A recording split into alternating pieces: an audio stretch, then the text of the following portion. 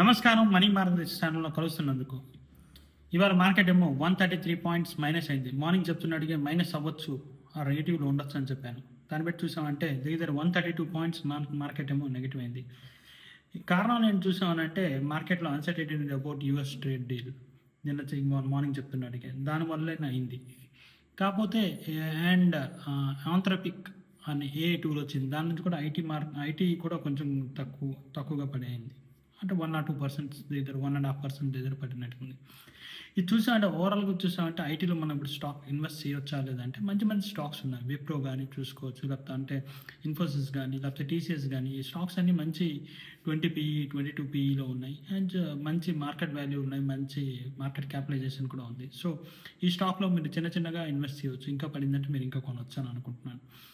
నేను అలాగే చేస్తున్నాను. మీరు కూడా నేను అడ్వైజ్ చేయడం లేదు, నా ఒపీనియన్ నేను చెప్తున్నాను. నెక్స్ట్ అవుతున్నది చూసారంటే మన మార్కెట్లోని రేపు జరగబోయే మార్కెట్ చూసామంటే మార్కెట్ కూడా రేపు కూడా న్యూట్రల్గా ఉండొచ్చు అని అనుకుంటాను. లేకపోతే మేబీ స్లైట్లీ డౌన్ అవ్వచ్చు కూడా అనుకుంటున్నాను. చూసామంటే ఓవరాల్గా చూసామంటే మార్కెట్లో అంత ఊపు లేదు. కాకపోతే ఇవాళ ఇండియన్ గవర్నమెంట్ ఏమో ఆయిల్ గురించి అని క్లియర్గా చెప్పేసింది.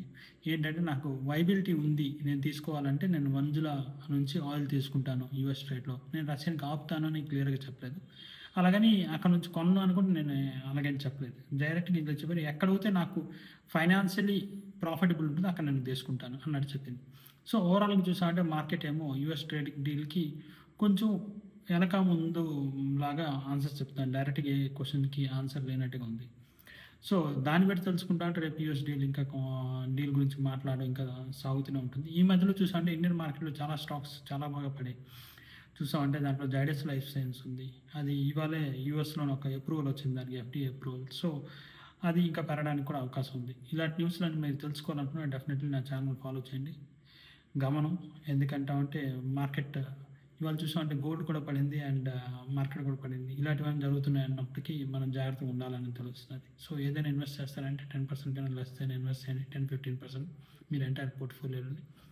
ఒక స్టాక్ స్పెసిఫిక్ ఉండకండి, నెంబర్ ఆఫ్ స్టాక్ స్పెసిఫిక్ ఉండండి. ఇంతే. Thank you.